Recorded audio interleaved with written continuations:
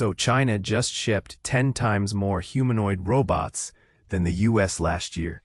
Yeah, we're getting cooked in the robot race, and nobody's talking about it. Look, 13,000 humanoid robots shipped in 2025, and this market's about to hit nearly $4 billion next year.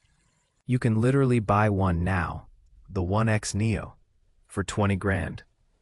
That's like a decent car, but it folds your laundry. Theoretically. Here's what gets me, though. These robots train in virtual simulation gyms before they even touch the real world. NVIDIA's got whole digital dojos teaching them to walk and grab stuff.